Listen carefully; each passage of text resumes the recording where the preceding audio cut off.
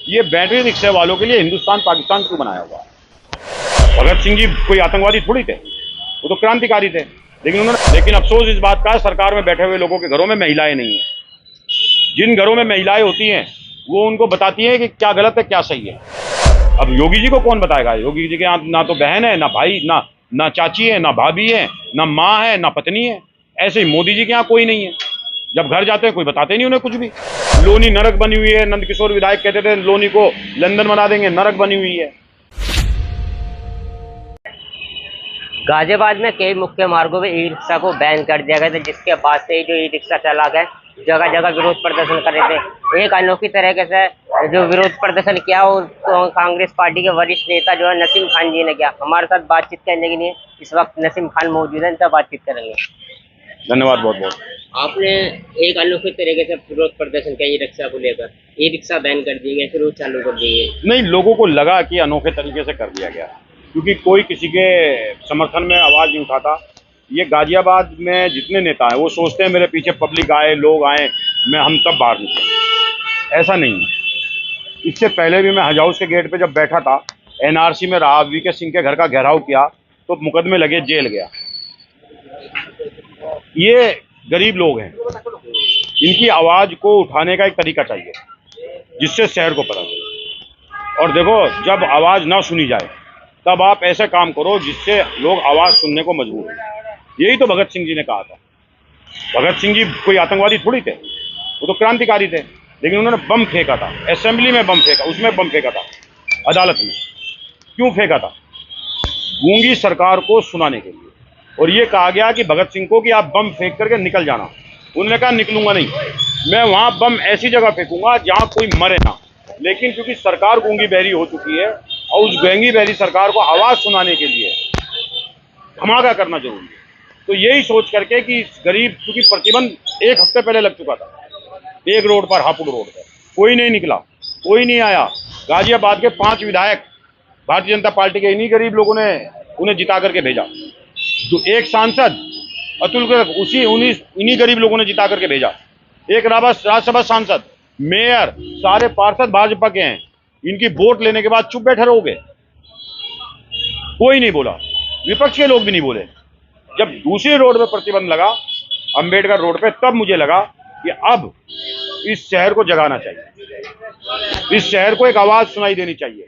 तब मुझे लगा, तब मैं बैनर लेके निकला और बस अड्डे के व्यस्तम चौराहे पर खड़ा हुआ। तो वहां से एक आवाज गई, आप लोग भी आए, सब आए, धन्यवाद बहुत बहुत। वहां से एक आवाज गई कि नहीं, इन गरीबों का कोई है और इन गरीबों के लिए खड़ा होना चाहिए। तब जाकर के शहर इकट्ठा हुआ, शहर खड़ा हुआ और एक आंदोलन बना और अधिकारी डरे। खासकर भारतीय जनता पार्टी दबाव में आई और भारतीय जनता पार्टी को दिखाई दिया कि बड़ा नुकसान होगा और उन्होंने उस रोड पे से, एक रोड पे से प्रतिबंध वापस किया। अभी भी जो बैन है वो डासना मसूरी अभी 2 जगह बैन है अभी, हापुड़ रोड पे और डासना मसूरी वाला जो रोड है NH-24 वाला, संजय नगर को आता है। इसकी भी लड़ाई लड़ रहे हैं, खुलवाएंगे इसे भी। कोई ये नहीं एक जगह से बंद हो गया। ये बैटरी रिक्शे वालों के लिए हिंदुस्तान पाकिस्तान क्यों बनाया हुआ है? वजह क्या है? क्यों बनाया हुआ आपने इन पे? इनका कोई दोष है, कोई दिक्कत है तो इन्हें बताइए, उसको पूरा करें, कानूनी दायरे में चला। ज्यादा लगता है जाम की वजह से इन्हें बंद कर दिया गया। ये कोरा झूठ है। मैं कई रोड, कई बाजार ऐसे दिखा दूंगा जहां जाम भयंकर लगा हुआ है, बैटरी रिक्शा नहीं, भयंकर लगा हुआ है। लोगों को सहूलत का सबसे बड़ा आज के समय में सवारी ढोने का माध्यम बना हुआ तो ई रिक्शा बना हुआ है। महिलाओं को घर के दरवाजे से उनके बाजारों तक 10 रुपए में ले जाने का काम करता है। ओला उबेर 50, 150 रुपए लेता है, 100 रुपए लेता है। घर तक छोड़ता है, सुरक्षित छोड़ता है, रोड पे नहीं छोड़ता है, उनके घर तक छोड़ता है। अगर ये बंद हो गए, सवारियों को सबसे बड़ा नुकसान होगा। महिलाएं चिंतित थी, लेकिन अफसोस इस बात का है, सरकार में बैठे हुए लोगों के घरों में महिलाएं नहीं है। जिन घरों में महिलाएं होती हैं वो उनको बताती हैं कि क्या गलत है क्या सही है। जब मैं घर पहुंचा तो मेरी बेगम ने, मेरी अहलिया ने, मेरी पत्नी ने साफ कहा कौन बदतमीज है जिन्होंने इन्हें बंद किया। ये हमें 10-10 रुपए में जस्सीपुरा तक ले जाते हैं, घंटाघर तक ले जाते हैं, रमते राम रोड तक ले जाते हैं। किसने बंद किया इन्हें? अब योगी जी को कौन बताएगा? योगी जी के यहाँ ना तो बहन है, ना भाई, ना चाची है, ना भाभी है, ना माँ है, ना पत्नी है। ऐसे ही मोदी जी के यहाँ कोई नहीं है। जब घर जाते हैं कोई बताते नहीं उन्हें कुछ भी, कोई दिक्कत ही नहीं पता चलता। सिलेंडर महंगा क्यों हो गया, तेल महंगा क्यों हो गया, औरतें ही तो बताएंगी।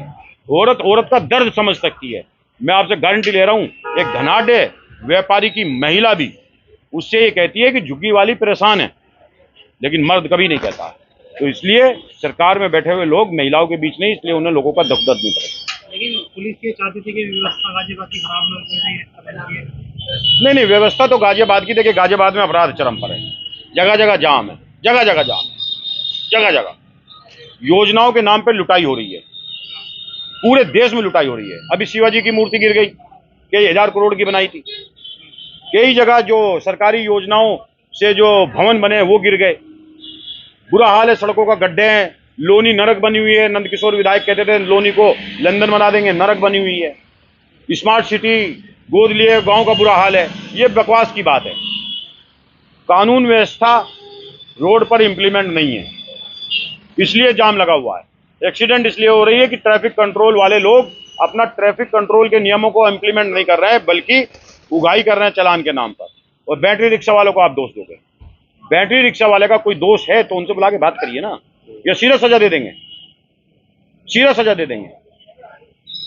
बात करिए ना उनसे कि क्यों, उसकी जड़ को ढूंढिए ना। आप हजारों लोगों को, एक एक्सीडेंट ना हो तो उन एक जाम ना लगे, हजारों लोगों को मौत के घाट आत्महत्या पे मजबूर कर देंगे। हजारों लोगों के, बैटरी रिक्शा वालों के बच्चों की पढ़ाई को छीन लेंगे जब फीस नहीं होगी। एक आदमी को बचाने के लिए, जाम को बचाने के लिए हजारों लोगों को। आखिर आप जाम भी तो इसलिए नहीं चारों ना लगे कि लोगों को सहूलत हो।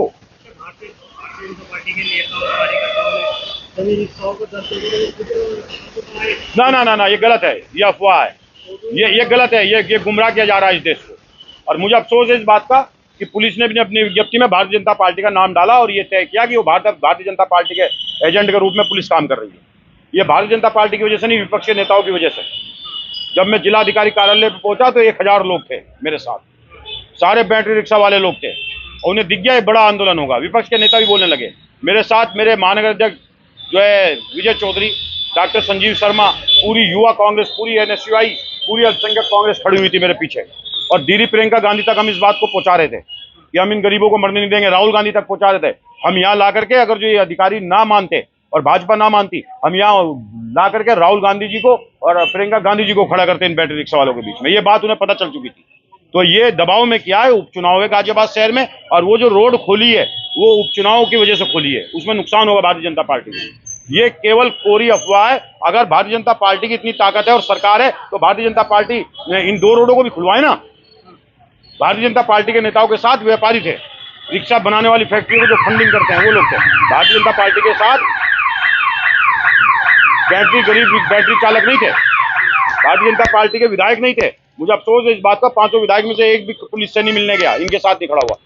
इन बैटरी रिक्शा वालों को समझना चाहिए और गरीब लोगों को समझना चाहिए, भाजपा गुमराह कर रही है।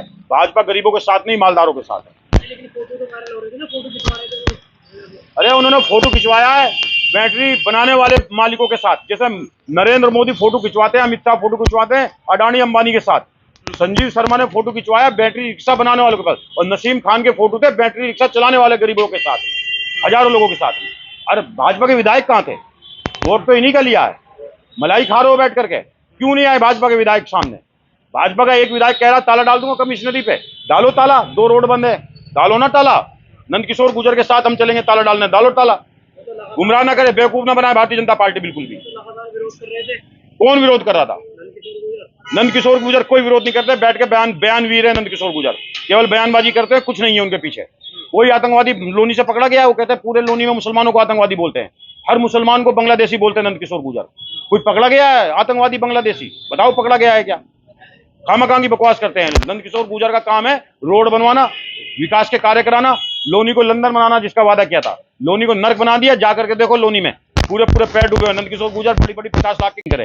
नंदकिशोर गुर्जर को तो बात पे संज्ञान लेना चाहिए योगी जी को, जो बोलते हैं अखिलेश की पुलिस है, सरकार की पुलिस होती है। पुलिस ना तो ये पुलिस कमिश्नर साहब हमारे, ना तो योगी जी के हैं, ना अखिलेश जी के हैं, ना उससे पहले मायावती जी के थे। ये पुलिस कमिश्नर सरकार के हैं, जनता के हैं ये पुलिस कमिश्नर। और एक योगी का विधायक बोलता है ये अखिलेश के पुलिस है। योगी जी को संज्ञान लेना चाहिए, ऐसे विधायक के खिलाफ कार्रवाई करनी चाहिए। लेकिन वो तो कहते हैं ना लोनी में रामराज है। कोई रामराज नहीं है, रामराज नहीं है, तानाशाही और गुंडा राज है एक विधायक का, जो लोगों को, वहां के सम्मानित नागरिकों को जो मतदाता लिस्ट में उन्हें आतंकवादी बोलते हैं, गुंडा राज है। लोनी में गड्ढों का राज है, लोनी में माफिया को राज है, लोनी में हिंदू मुसलमान करने वाले लोगों का राज है, लोनी में एक धर्म विशेष के खिलाफ बोलने वालों का राज है, लोनी में पुलिस के खिलाफ बोलने वालों का राज है, लोनी में पुलिस कमिश्नर को चैलेंज देने वालों का राज है, लोनी में सरकार के खिलाफ धरना देने वाला, अपनी सरकार के खिलाफ धरना देने वालों का राज है, लोनी में एक तानाशाह विधायक का राज है, लोनी में ऐसे आदमी का राज है जो कभी भी मौका परस्ती देख करके अपनी पार्टी बदलने का काम करता है। पहले समाजवादी में थे और अब भारतीय जनता पार्टी में, और आने वाले समय में जब योगी जी की सरकार नहीं होगी और जिसकी सरकार होगी वो उसमें घुसने का काम करेंगे, लेकिन कांग्रेस में ऐसा नेता, सांप्रदायिक नेता कभी नहीं घुस पाएगा, ये मैं आपसे वादा कर रहा हूँ। तो ये थे हमारे साथ कांग्रेस पार्टी के वरिष्ठ नेता नसीम खान जी, जिन्होंने बताया जो है इतना वो डासना मसूरी वाला रोड है वो अभी बंद है, उसे भी जल्द से जल्द खोलने की बात की जा रही है। गाजियाबाद से पब्लिक रिपोर्टर के लिए मैं काशिफ खान।